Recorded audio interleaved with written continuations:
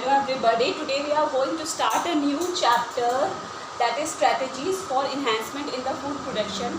ये कुछ दो टॉपिक छूट गए थे, ये स्ट्रैटेजीज़ वाला चैप्टर एक माइक्रोब्स, तो वो मैं अभी कवर कर देती हूँ. After that we will start a new unit of the ecology. तो हम इकोलॉजी का बाद में स्टार्ट करेंगे. ओके, सो इस चैप्टर में बेसिकली हम क्या पढ़ने वाले हैं कि फूड को, जो हम राइस वीट या कोई भी अगर हम फूड को इंटेक करते हैं तो उसकी क्वालिटीज़ को या उसकी प्रॉपर्टीज़ को किस तरीके से इन्हेंस किया जाए और इन्हेंसमेंट के साथ साथ उसको कॉमर्शियलाइज कैसे किया जाए. तो बेसिकली हम इसमें वही डील करने वाले हैं. तो स्टार्टिंग में वहाँ पे तुम लोग की बुक में छोटा सा ग्रीन रिवॉल्यूशन का टॉपिक दिया हुआ था. तो ग्रीन रिवॉल्यूशन एक्चुअली क्या होता है, तुम सब लोग को पता है. रिवॉल्यूशन मतलब कंप्लीट चेंज लेकर के आना सोसाइटी में. तो ग्रीन रिवॉल्यूशन के टाइम में agriculture related, food related, plant related एकदम रिवॉल्यूशन हो गया था. तो एक्चुअली एक साइंटिस्ट थे, that was Norman E Borlaug. So he is regarded as the father of the green revolution because he has only developed the new varieties, disease resistant varieties of rice wheat, और उन्होंने एक semi drop varieties भी rice की develop की. ऐसे time पे develop की जब वाकई में देश को, इंडिया में, मैक्सिको में बहुत ज़रूरत थी. लोग फेमिनाइन से मरने वाले थे. तो उस टाइम पे डेवलप किया, इतने सारे वेराइटीज़ डेवलप की that made the humans to survive. So that is why he is regarded as the father of the green revolution. इनके साथ साथ एक इंडिया में भी ग्रीन रिवोल्यूशन के फादर है जिनको कि हम कहते हैं एम.एस. स्वामीनाथन. एम.एस. स्वामीनाथन, इनको इंडिया का फादर ऑफ ग्रीन रिवोल्यूशन कहा जाता है. ओके, तो अब अगर हम क्रॉप इम्प्रूवमेंट की बात करें तो इसमें क्रॉप इम्प्रूवमेंट में सिंपली हम प्लांट्स के डिज़ायरेबल कैरेक्टर्स को लेते हैं, उनको और इम्प्रूव कराने के लिए और बढ़ाने के लिए. जैसे कि राइस में अगर स्टार्च क्वांटिटी जो है अभी 28% है, उसको और इन्हांस करने के लिए, या कोई भी राइस में अगर कोई पर्टिकुलर हम कोई भी विटामिन या कुछ भी डालना ऐड करना चाहते हैं, तो हम बेसिकली कर क्या रहे हैं, उस क्रॉप की क्वालिटीज़ को इन्हांस कर रहे हैं, उसकी प्रॉपर्टीज़ को बढ़ा रहे हैं. तो that is basically taking place in the crop improvement. So now we will start with the steps that is involve in plant breeding technique. Plant breeding technique से ही एक्चुअली क्रॉप इम्प्रूव होता है. तो हम सबसे पहले प्लांट ब्रीडिंग टेक्निक देख लेते हैं, इसमें क्या क्या किया जाता है. तो the first step is the collection of variability. First सबसे पहले हम क्या करेंगे, मैं इसको मिटाते चल रही हूँ. सबसे पहले हम करने क्या वाले हैं, वेरिएबिलिटी यानी वेराइटीज़ हमें चाहिए. किस चीज़ की वेराइटी, प्लांट्स की वेराइटी, सीड्स की वेराइटी. ठीक है, हमारे पास जब सारे प्लांट्स का या सीड का कलेक्शन होगा, जैसे हमें अगर राइस का क्रॉस कराना है तो हमें राइस की सारी वेराइटीज़ जो है वो एक साथ कलेक्ट करके, प्रिजर्व करके, स्टोर करके रख देंगे ताकि आगे हमें प्लांट ब्रीडिंग टेक्निक में वो यूज़ हो. सो that is Y collection of the variability जो सबसे पहला स्टेप हमेशा ही होता है. तो इसमें एक टर्म आता है that is germplasm collection. तो जर्म प्लास कलेक्शन एक्चुअली है क्या, the collection of seeds which will be used for the hybridization purpose. Okay, अभी क्या हुआ, अभी हमने वेराइटीज़ को कलेक्ट कर लिया. सपोज मैंने A B C D E F G बहुत H तक बहुत सारी वेराइटीज़ थी, उसको कलेक्ट करके स्टोर करके रख दिया. अब दूसरा स्टेप क्या है, evaluation and selection of the parents. अब हमें ये सेलेक्ट करना है कि हमें किन दो चीज़ के बीच में क्रॉस कराना है. सपोज मुझे ये कैरेक्टर सही लगा, B का कैरेक्टर सही लगा और F का कैरेक्टर सही लगा, तो मैंने B और F के बीच में क्रॉस कराना है. तो दूसरा स्टेप क्या होगा, selection of the parents. Okay, सबसे इवैल्यूएशन क्या है, हम कैरेक्टर, सबके कैरेक्टर्स को इवैल्यूएट करेंगे, चेक करेंगे, उसके बाद क्रॉस कराएंगे. After that hybridization. अब हम इन दोनों के बीच में हाइब्रिडाइजेशन कराएंगे. हाइब्रिडाइजेशन कराने के बाद सपोज B1 F1 आया, ठीक है, तो इसको हम क्या करने वाले हैं, इसको हम सेलेक्ट करेंगे और टेस्ट करेंगे कि इसमें जो कैरेक्टर्स आए हैं, ये जो रिकॉम्बिनेंट प्रोड्यूस हुआ है, इसकी प्रॉपर्टी इन दोनों से सुपीरियर तो है, तभी तो ये बेनिफिशियल रहेगा. पता चला इसकी क्वालिटी इससे ज़्यादा अच्छी रही, तब तो मतलब क्रॉप हाइब्रिडाइज कराने का कोई मतलब ही नहीं रहा ना. तो हाइब्रिडाइजेशन को सेलेक्ट करेंगे, फिर उसके बाद जब अगर सुपीरियर रिकॉम्बिनेंस प्रोड्यूस हो जाएगा तो उसको रिलीज करा जाएगा, एज अ कमर्शियल प्रोडक्ट हर फार्मर्स के पास पहुंचाया जाएगा। Okay, now if we talk about the objectives, major objectives क्या है इन प्लांट ब्रीडिंग टेक्निक की, क्यों हम कराना ये ज़्यादा यूजफुल है। तो first of all it gives higher yield, यानी हायर यील्डिंग देता है। इम्प्रूव वेराइटी, यानी पेरेंट से तो ऑब्वियसली इम्प्रूव वेराइटीज़ होगी, हम इससे डिजीज़ कंट्रोल या disease resistant, insect resistant, temperature resistant, stress resistant किसी भी टाइप का प्लांट जो है वो डेवलप करा सकते हैं। Okay,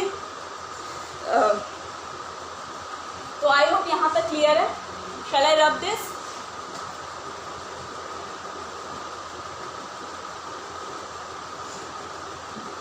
now moving on to the methods of crop improvement. अगर हम क्रॉप इम्प्रूवमेंट के मेथड्स की बात करें ना, तो इसमें भी वैसे ही पहला स्टेप होता है सिलेक्शन। जो हम सिलेक्शन की बात करते हैं तो सिलेक्शन कितने टाइप का होता है, तो selection is basically of 3 types. First is mass selection, second is pure line selection, and the third is clone selection. ये 3 टाइप का सिलेक्शन होते हैं जब हम प्लांट ब्रीडिंग एक्सपेरिमेंट को परफॉर्म करने जाते हैं। और ये जो मास सिलेक्शन मेथड है ये तो सबसे ज़्यादा सिंपल है और ओल्डेस्ट मेथड है, क्योंकि जो भी क्रॉप यूज़ करनी है हमें क्रॉस ये करने के लिए, हाइब्रिडाइजेशन कराने के लिए, तो इसमें हम क्या करते हैं, इनमें हम सारे प्लांट्स को, सारे सीड्स को एक साथ कलेक्ट करके रख लेते हैं। प्योर लाइन सिलेक्शन में क्या है, जैसे कि अगर मैंने बोल दिया कुछ स्टॉल वाले प्लांट है, ठीक है, और इनका कुछ ड्रॉप वाले प्लांट है। अब ये तो मैंने क्रॉस करा दिया, तो ये जो हाइब्रिड फॉर्म हुआ that is TT, capital T small T, ये तो हेटेरोजाइगस है।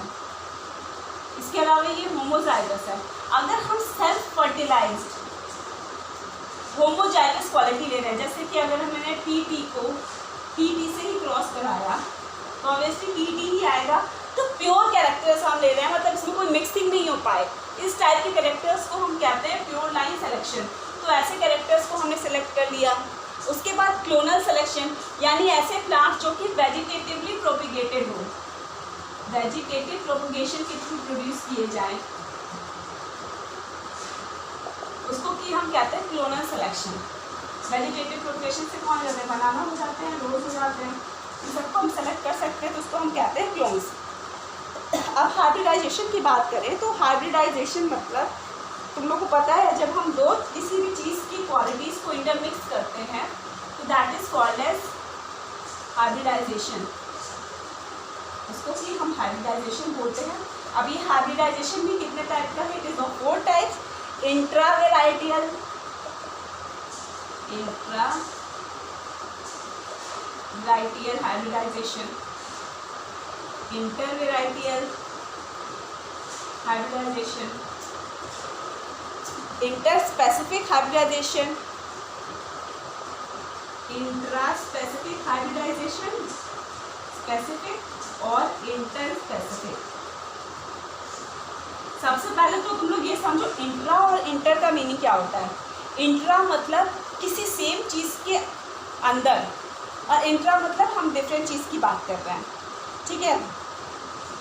अब इंट्रा वेराइटी मतलब एक ही वेराइटी के 2 क्रॉप के बीच में अगर हम हाइब्रिडाइजेशन करा रहे, जैसे बासमती वेराइटी ले लिया, उसको हमने बासमती वेराइटी के साथ ही क्रॉस करा दिया, तो that will be covered in basmati मतलब इंट्रा वेराइटियल हाइब्रिडाइजेशन।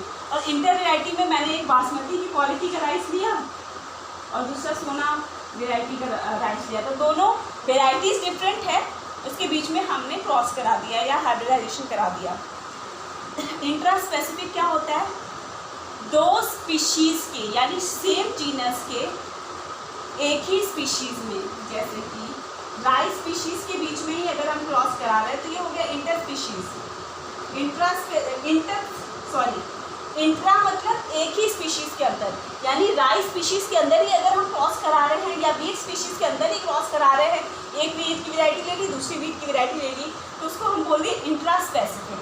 इंटर स्पेसिफिक क्या होता है, जब हम 2 डिफरेंट वेराइटी स्पीशीज़ की बात करते हैं, जैसे मैंने राइट को वीट के साथ क्रॉस करा दिया, तो ये क्या हुआ, ये हो गया हमारा इंटर स्पेसिफिक। तो आई होप ये टॉपिक क्लियर है। इसके अलावा एक इंट्रोग्रेसिव हाइब्रिडाइजेशन भी होता है। इंट्रोग्रेसिव हाइब्रिडाइजेशन में कि एक कोई स्पीशीज है that is completely replaced by the other species, यानी हाइब्रिडाइजेशन इतना हो गया, जैसे राइस और वीट के मैंने बीच में क्रॉस करा दिया, बट राइस तो इसको क्रॉस कराने के बाद राइस की कैरेक्टर्स ऐसे चेंज हो गए that it became similar to wheat, तो ये क्वालिटीज़ जो है वो वीट की तरह हो गई, तो इसको हम बोलते हैं इंट्रोग्रेसिव हाइब्रिडाइजेशन। ओके, अब हम दूसरा टॉपिक देख लेते हैं, that is hybridization procedure. Procedure किस तरीके से हाइब्रिडाइजेशन होता है। सबसे पहले is the selection of the parent, इसमें बताने की जरूरत तो है नहीं कि किस तरीके से सेलेक्ट करना है। दूसरा सेल्फिंग बिटवीन द पेरेंट, यानी कि सबसे पहले तो हमने पेरेंट को सेलेक्ट कर लिया। सपोज ये हाइबिस्कस हमने फ्लावर ले लिया, हाइबिस्कस फ्लावर ए और इसका हाइबिस्कस फ्लावर बी। अब पहले ही हम इन दोनों को क्या करेंगे, इसको सेलेक्ट कर दिया, अभी हाइब्रिडाइजेशन कराया है, हाइब्रिडाइजेशन नहीं कराया, अभी सिर्फ सेलेक्ट किया है। अब सेल्फिंग बिटवीन द पेरेंट्स, पहले खुद के बीच में सेल्फ क्रॉस कराया, यानी ए को पहले ए से ही क्रॉस कराया और बी को बी से ही क्रॉस कराया, तो इसमें भी ए आया, इसमें भी बी आया। ये इसलिए करा रहे हैं ताकि हमें प्योर लाइन कैरेक्टर्स मिल जाए, जो कि हमने अभी देखा था। अब क्या हुआ, अब हम कराएंगे emasculation and bagging. Emasculation and bagging क्या होता है इमैस्कुलेशन, जैसे कि ये फ्लावर है, हाइबिस्कस है, इसमें एंथर्स होगा, इसी के पास ओवरी भी है, दूसरे फ्लावर इसके एंथर्स और इसके पास ओवरी भी है।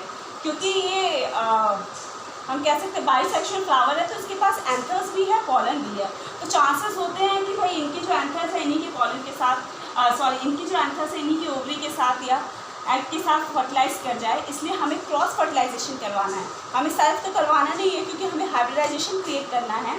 तो हम क्या करेंगे, इसके एंथर्स को, एक प्लांट के एंथर्स को प्लग करके हटा के अलग रख देंगे, कट कर देंगे, जिसको कि हम कहते हैं इमैस्कुलेशन, और उसके बाद हम इसको कवर कर देते हैं एक बैग से। क्यों हम कवर कर रहे हैं, हम इसलिए कवर कर रहे हैं इसको, ताकि कोई और बाहर का स्पीशीज़ आकर के या बाहर का पॉलन ग्रेन आकर के इसको फर्टिलाइज न कर पाए, इसके जो एग्स हैं, ओवरी के अंदर जो एग्स प्रेजेंट है, इसको फर्टिलाइज ना कर पाए, क्योंकि हमें स्पेसिफिकली किससे कराना है, इस बी फ्लावर से कराना है ना। तो हमने इसको क्या कर दिया, कवर कर दिया, that is called as bagging. अब हम क्या करेंगे, जब दोनों मैच्योर हो जाएंगे तो इसके एंथर्स को मैनुअली हम इसके पॉलन ग्रेन्स इसके पॉलन ग्रेन्स को हम स्टिग्मा पे, इस फ्लावर के स्टिग्मा पे हम मैनुअली प्लेस कर देंगे, ताकि क्रॉस फर्टिलाइजेशन को ये फेवर कर सके। जब हाइब्रिडाइजेशन होगा तो जो सबसे पहले वाली जनरेशन होगी that will be the F1 generation, and that F1 generations are harvested, dried and stored, और उसको चेक किया जाएगा कि whether they are having the qualities of both this parents और नॉट। ओके, तो आई होप ये वाला टॉपिक समझ में आया। इस टॉपिक में कोई भी डाउट हो तो मैं मुझे बता रहा हूँ, ये बहुत ही इंपॉर्टेंट टेक्निक है, इमैस्कुलेशन एंड बैगिंग। एक बार खुद से करके देखना, कोई डाउट हो तो please do message me. Okay, thank you, bye bye.